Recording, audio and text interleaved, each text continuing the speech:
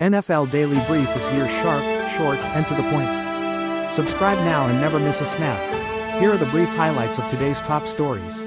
Lions use dominant rushing attack, relentless pass rush to grab big road win. 49ers Bosa out for season with torn right ACL. Ravens Henry baffled by third fumble in 3 games. Chargers RB Harris out for year, Harbaugh says. Falcons fire WR coach Hilliard after offense flops. Pax LaFleur wasn't happy with undefeated talk. Cowboys Jones. IRA consideration for WR Lamb. Deion thinks Shedeur will start for Browns in 25.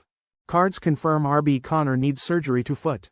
Week 3 overreactions, Eagles must throw more. Barnwell. Ranking Week 3's most infuriating losses, starting with the Packers' massive upset. Big questions from NFL Week 3. Have Lions coordinators found their groove? How concerning is Cowboys' defense? How Dan Campbell's kneecap speech forever changed the NFL and the Detroit Lions. O'Connell declines to address whether McCarthy will start over Wentz once healthy. Just how bad is the Cowboys' defense after loss to Bears? Why Packers' offensive struggles and loss to Browns could be long-term concern. Who earned the Himmy for NFL Week 3? Check the Himmy Award leaderboard. Steelers nods to Boston-based actors lead trolls. Jabril Peppers leads defensive surge for Steelers, but there's room for improvement.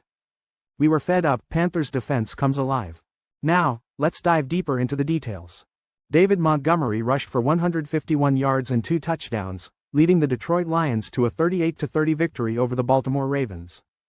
This impressive road win at M&T Bank Stadium marks a significant turnaround for the Lions, who had never won in their 4 previous trips to Baltimore. The Lions' offense, led by quarterback Jared Goff, started quickly and maintained momentum throughout the game. Running backs Jahmyr Gibbs and Montgomery, along with wide receiver Amon-Ra St. Brown, each scored touchdowns. This marks the 10th game in which this trio has each scored a touchdown, a National Football League record according to ESPN research. Defensive end Al-Quadin Muhammad had a surprising performance with 2.5 sacks, filling in for the injured Marcus Davenport.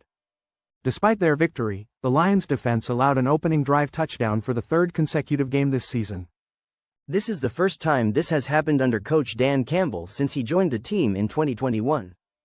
Montgomery and Gibbs also set a record for most touchdowns scored by a running back tandem in the same game. For the Ravens, Derrick Henry had a costly fumble in the 4th quarter, contributing to their loss. Henry has now fumbled in the 4th quarter in both of Baltimore's losses this season. Quarterback Lamar Jackson threw for 288 yards and 3 touchdowns, but was sacked a career-high 7 times. Nick Bosa suffered a torn right ACL during the 49ers game against the Arizona Cardinals and will miss the remainder of the season. Bosa suspected the severity of the injury immediately, later confirmed by an MRI on Monday morning. This is Bosa's 2nd ACL tear, having previously injured his left knee in 2020 and partially torn his right ACL in high school. Head coach Kyle Shanahan stated the ACL tear is as clean as it gets, without damage to other ligaments, potentially aiding in a smoother recovery. The injury occurred late in the game during a double-team block, with Bosa's knee bending awkwardly as he fell. While sideline tests initially did not indicate a tear, Bosa was seen giving a thumbs-down gesture to his family, suggesting he knew the severity of the injury. Bosa's absence leaves a significant gap in the 49ers' defense, as he was the 2022 NFL Defensive Player of the Year. The team will rely on younger players like Mykel Williams, Bryce Huff, Yetur Gross-Matos, and Sam Okwayanonu to step up in his absence. Shanahan acknowledged the difficulty of replacing a player like Bosa, stating it will be a collective effort rather than relying on one individual. The 49ers will explore potential trade options but will only make a move if it is beneficial for both teams involved. In other injury news, quarterback Brock Purdy will gradually increase his practice participation, with his workload dependent on his toe injury. Backup quarterback Mac Jones, defensive tackle C.J. West, cornerback Renardo Green, wide receiver Jawan Jennings, defensive end Mykel Williams are all considered day-to-day with their respective injuries. Derrick Henry fumbled for the 3rd consecutive game, contributing to the Baltimore Ravens' loss against the Detroit Lions. Henry expressed his frustration after the game, admitting his shock and disappointment over the recurring issue. The fumble occurred in the 4th quarter with the Ravens trailing by 4 points. Lions defensive end Aiden Hutchinson forced the fumble, which Detroit converted into a field goal. This is Henry's 2nd crucial 4th quarter fumble this season, both resulting in Ravens losses. Such ball security problems are unusual for Henry, who had only lost 2 fourth-quarter fumbles in his previous 9 seasons. Henry apologized to his team and fans, acknowledging the concerning pattern. He vowed to address the problem, despite the difficulty of overcoming the repeated mistakes. Ravens coach John Harbaugh expressed confidence in Henry, attributing the fumble to a difficult play. He emphasized the importance of ball security for the entire team. Despite being one of the most accomplished running backs in National Football League history, Henry has struggled in recent games. He faces a challenging upcoming game against Kansas City, where the Ravens have yet to win against Patrick Mahomes. Los Angeles Chargers running back Najee Harris suffered a season-ending Achilles tear in their recent victory against the Denver Broncos. This unfortunate injury occurred during a play-action play in the second quarter, as confirmed by coach Jim Harbaugh. Harris was having a strong game before the injury, and coach Harbaugh expressed confidence in his eventual return. This is a significant setback for Harris, who recently signed with the Chargers after an offseason incident involving fireworks. He had just recovered and was steadily increasing his workload, demonstrating his value to the team. Harris is known for his durability, a key factor in the Chargers signing him after 4 consecutive 1,000-yard seasons with the Pittsburgh Steelers. His physical running style is highly valued by coach Harbaugh and considered crucial for the team's success this season. Quarterback Justin Herbert expressed his support and concern for Harris after the game. The Chargers will face the New York Giants in their next game without their starting running back. Harris had been increasing his contributions each week and was on pace for his most productive game of the season. He left the game with the team leading 6 carries for 28 rushing yards. Harris had never missed a game in his National Football League career prior to this injury. The Atlanta Falcons dismissed wide receivers coach Ike Hilliard following a significant loss to the Carolina Panthers. This occurred just one day after their defeat by the Panthers, a fellow team in the National Football Conference South Division. The Falcons announced that offensive passing game coordinator Thomas Yates Jr. will take over Hilliard's responsibilities. The Carolina Panthers achieved a decisive victory over the Atlanta Falcons with a score of 30-0. This game took place in Charlotte, North Carolina, and marked Carolina's largest winning margin in 10 years. The Falcons' offense struggled significantly during the game, failing to enter the red zone. Quarterback Michael Penix Jr. experienced the worst performance of his professional career, throwing 2 interceptions. One of these interceptions was returned for a touchdown, significantly impacting the game. Penix has not yet thrown a touchdown pass to a wide receiver or tight end this season. His only touchdown pass so far was to running back Bijan Robinson in Week 1. The Atlanta Falcons have only scored 1 touchdown in their last 8 quarters of play. Hilliard, aged 49, was in his second season with the Falcons. Packers coach Matt LaFleur was displeased with his team following their upset loss to the Cleveland Browns. LaFleur was also unhappy with comments made the previous week by Rasheed Walker about the possibility of an undefeated season. Walker suggested the Packers could go undefeated after starting the season with 2 wins.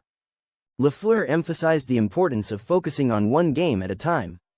He stated his goal is for the team to go 1-0 each week and expressed frustration with any talk of future outcomes. LaFleur wants the team to concentrate on improving each day and staying present. Following the loss, LaFleur reiterated the importance of focusing on the present and taking things one game at a time. He stressed the need to learn from the game tape and improve based on its insights. A critical moment in the game was a blocked field goal attempt by the Packers. Several Browns players broke through the Packers' protection unit, leading to the block. LaFleur attributed the failure to a lack of discipline and poor execution of technique. On the injury front, safety Javon Bullard entered concussion protocol after leaving the game. The Dallas Cowboys are facing significant setbacks with injuries to key offensive players early in the season. Wide receivers CeeDee Lamb and rookie right guard Tyler Booker both suffered high ankle sprains in their recent loss to the Chicago Bears. Owner Jerry Jones has confirmed that both players will miss multiple games and that placing them on injured reserve is being considered. This adds to the Cowboys' woes, as they already lost center Cooper Beebe to injured reserve in Week 2 due to a broken foot. If Lamb and Booker are placed on injured reserve, they will be out for a minimum of 4 games. This absence will be particularly impactful for Lamb, who had started the season with 2 consecutive 100-yard receiving games. Head coach Brian Schottenheimer did not provide a specific timeline for Lamb's return but acknowledged he will miss some time. In Lamb's absence, George Pickens is expected to step up as the Cowboys' #1 receiver. Pickens has 13 catches for 166 yards and 2 touchdowns so far this season. The Cowboys also have other receiving options such as Jalen Tolbert, Kevontae Turpin, and Ryan Flournoy on their roster. While the injuries are undoubtedly a setback, Schottenheimer expressed confidence in the team's remaining players to step up and perform. The Cowboys are now looking ahead to their upcoming games against the Green Bay Packers, New York Jets, and Carolina Panthers with a depleted offense. Deion Sanders believes his son, Shedeur, will start for the Cleveland Browns this season. This prediction was shared on the New Heights podcast with Jason and Travis Kelce. Deion advised Shedeur to be patient and ready for his opportunity. Shedeur reportedly told the Baltimore Ravens not to draft him. He did not want to be a backup to Lamar Jackson. Deion confirmed this report and mentioned a call from the Philadelphia Eagles. The Ravens drafted offensive lineman Carson Vincent instead. The Browns traded up to select Shedeur Sanders. Shedeur is currently third on Cleveland's depth chart. He is behind Joe Flacco and Dylan Gabriel. Shedeur has been practicing with the scout team offense. He is focused on the present and improving. Arizona Cardinals running back James Conner suffered a right foot injury in their loss against the San Francisco 49ers.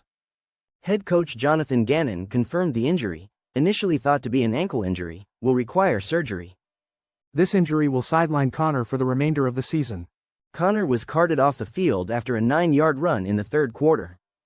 Gannon expressed his disappointment, acknowledging Conner as a team leader and captain. The team will need to collectively fill the void left by Conner, both on and off the field. Before the injury, Conner had 9 carries for 22 yards in the game. He was coming off 2 consecutive 1,000-yard seasons, a first in his career. Conner recently signed a 2-year contract extension through the 2026 season. His base salary of $3.64 million for this year is guaranteed for injury. Offensive coordinator Drew Petzing also expressed his concern for Conner and praised his work ethic. Petzing expressed confidence in the remaining running back group to step up in Conner's absence. Quarterback Daniel Jones led the Indianapolis Colts to a 41-20 victory over the Tennessee Titans in Week 3.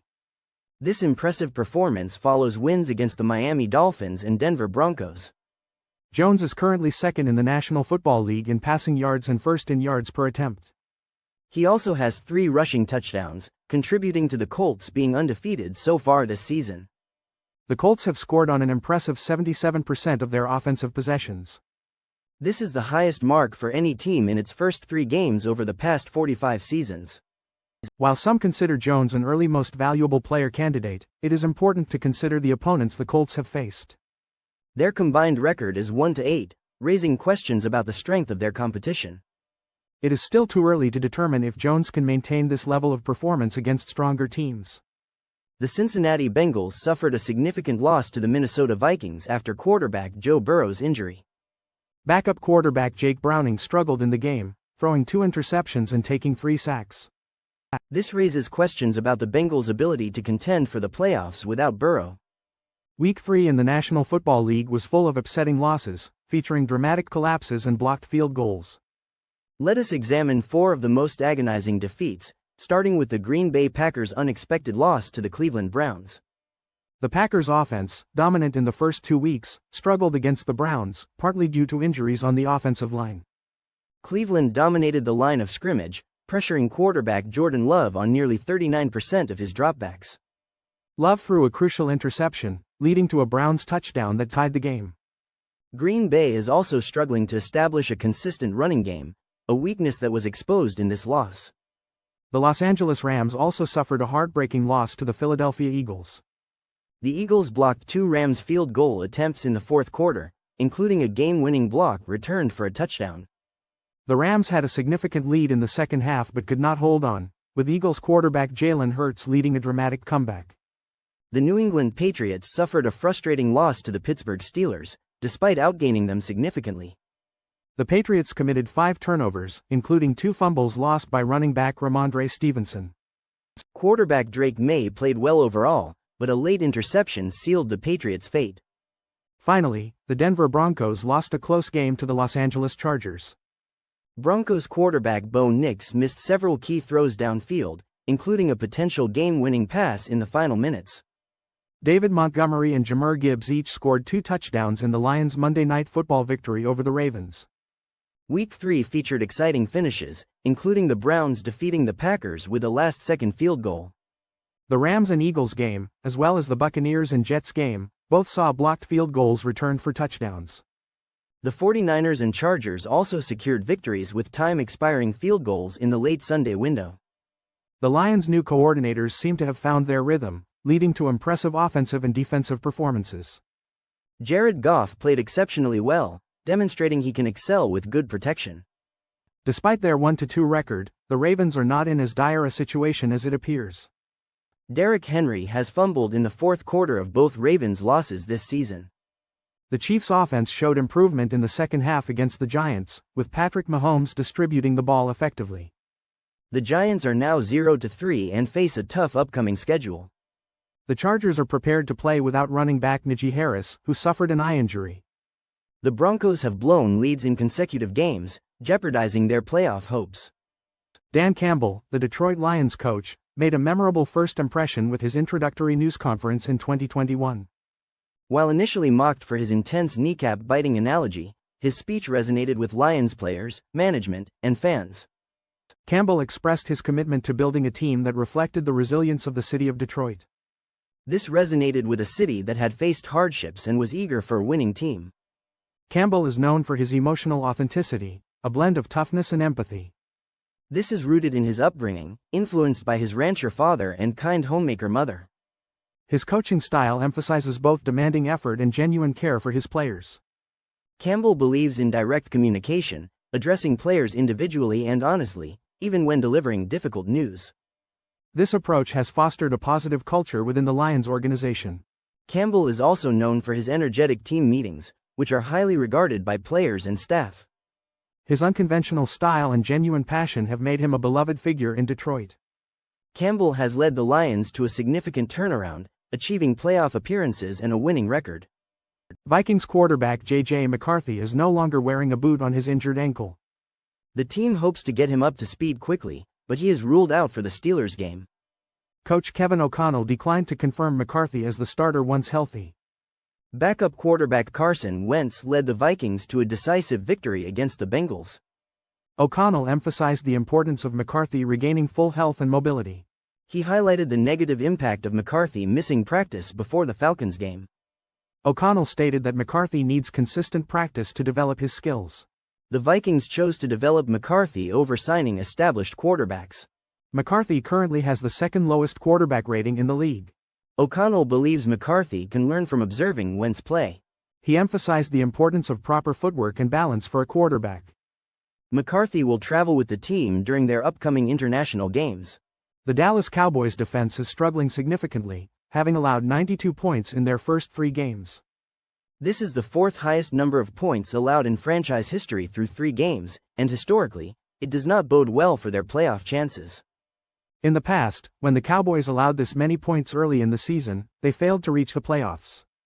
Their recent loss to the Chicago Bears highlighted several defensive issues, including allowing 5 pass plays of 25 yards or more. This brings their season total to 13 such plays, and they have also surrendered 5 touchdown passes of 25 yards or more. According to ESPN research, this is the most completions and passing touchdowns of 25 yards or more allowed through 3 games in the last 45 years. A particularly concerning moment in the Bears game was a 19-play, 76-yard touchdown drive by Chicago in the third quarter. This drive consumed nearly 10 minutes and extended the Bears' lead to 17 points, effectively sealing the game. Cowboys owner and general manager Jerry Jones acknowledged the issues with both the pass rush and coverage. The team is searching for answers after trading Micah Parsons to the Green Bay Packers before the season started. While the Cowboys' run defense has been relatively solid, the pass rush has been ineffective. The team must find a way to generate more pressure on opposing quarterbacks or utilize more blitz packages. The Green Bay Packers suffered a concerning offensive performance in their loss to the Cleveland Browns. Right tackle Zach Tom left the game on the first snap due to an aggravated oblique injury. The Packers' offensive line struggled throughout the game, impacting both the passing and running game. Quarterback Jordan Love was sacked 5 times and faced consistent pressure. Running back Josh Jacobs had a season-low 30 rushing yards. Head coach Matt LaFleur acknowledged the team is struggling with pass protection and play calling. Love threw an interception late in the game, ending his streak of games without an interception. LaFleur took responsibility for the play call that led to the interception. The offensive line injuries raise concerns about their long-term health. LaFleur expressed disappointment in Tom playing only one snap after returning from injury. Jacobs expressed confidence in the team is bouncing back next week against the Dallas Cowboys. He believes the team will be motivated after this disappointing loss. The Packers will need to address their offensive struggles to improve their performance going forward. NFL Week 3 showcased impressive performances, but the Hemi Award recognizes only one standout player. This week's nominees included Caleb Williams, A.J. Brown, Harrison Rogers, and Justin Herbert. Caleb Williams matched his career high with 4 touchdown passes in the Chicago Bears' victory over the Dallas Cowboys. This performance also gave head coach Ben Johnson his first National Football League win. Williams achieved a personal best passer rating of 142.6 and remained unsacked for the first time in his professional career. A.J. Brown sparked the Philadelphia Eagles' second-half comeback against the Los Angeles Rams with his first 100-yard game of the season. Brown secured 6 receptions for 109 yards and his 50th career touchdown, including crucial third-down conversions. Harrison Rogers made National Football League history with 2 defensive touchdowns and 2 forced fumbles in the first half alone for the Minnesota Vikings. His performance propelled the Vikings to a dominant win over the Cincinnati Bengals. Justin Herbert led the Los Angeles Chargers to a comeback victory against the Denver Broncos, culminating in a game-winning field goal. Herbert became the youngest player to reach 2,000 career completions and secured the Chargers' first 3-0 start since 2002. These were all strong candidates for the award. Aaron Rodgers achieved a career milestone, moving into 4th place all-time in career passing touchdowns with a connection to DK Metcalf in the end zone. Following their road victory against the New England Patriots, the Pittsburgh Steelers engaged in some creative social media activity. The Steelers referenced Boston-connected actors, including Mark Wahlberg and Matt Damon. The Carolina Panthers celebrated their first win of the season with a shutout victory over the Atlanta Falcons. The Panthers' social media posts included references to the Falcons' nickname and uniforms. The Cleveland Browns pulled off a surprising upset against the Green Bay Packers. The Browns' victory was secured by a last-second field goal after blocking a Packers field goal attempt. The Jacksonville Jaguars won a divisional game against the Houston Texans with a late interception. The Jaguars' social media posts highlighted the size of Duval County compared to Texas. The Seattle Seahawks dominated the New Orleans Saints, achieving their second consecutive win. The Seahawks' social media referenced New Orleans jazz music and Cajun spellings. The Chicago Bears, led by quarterback Caleb Williams, secured a convincing victory over the Dallas Cowboys. Jabril Peppers celebrated a victory against his former team, the New England Patriots, after the Pittsburgh Steelers won 21-14. Peppers played a key role in the win, forcing a fumble and recovering it in the third quarter. He also contributed 6 tackles and 1 stuff, showcasing his value to the Steelers. Peppers expressed his satisfaction with the win, acknowledging the team's effort. He visualized a celebratory end zone dance the night before, which he performed after the fumble recovery. Steelers quarterback Aaron Rodgers commented on the satisfaction of performing well against a former team. Peppers received a game ball from coach Mike Tomlin, who often awards such recognition in these situations. Other former Patriots players on the Steelers also received game balls. Peppers acknowledged the emotional aspect of returning to Gillette Stadium. He started for the Steelers and played 60% of the defensive snaps, demonstrating his versatility. Peppers recognized areas for improvement despite the win. His contributions are crucial due to injuries in the Steelers' secondary. The Carolina Panthers' defense, despite significant investment in the offseason, underperformed in the first 2 games of the season. They allowed 53 total points and faced criticism for their lack of impact. However, in their 3rd game against the Atlanta Falcons, the Panthers' defense delivered a shutout victory. This was their first shutout since 2020 and their most dominant shutout since 2015. Players attributed the performance to the physicality and execution they had demonstrated in training camp. While their yardage allowed did not change drastically, their points allowed decreased significantly. Defensive back Chow Smith-Wade highlighted the team's resolve and their determination to change the narrative. Smith-Wade himself contributed with an interception return for a touchdown. The Panthers also forced 2 additional turnovers in the second half. Beyond turnovers, the team's aggressiveness on early blitzes and ability to avoid playing from behind were key factors. Special teams also played a role, consistently pinning the Falcons deep in their own territory. Players expressed their support for defensive coordinator Ejiro Evero, who had faced criticism after the first 2 games. The dominant performance included limiting Falcons running back Bijan Robinson to 72 rushing yards. The Panthers' offense benefited from the strong defensive performance, achieving a balanced attack. That's a wrap on this week's NFL Blitz Talk. Thanks for tuning in. We'll catch you next time with more gridiron fire and fearless breakdowns.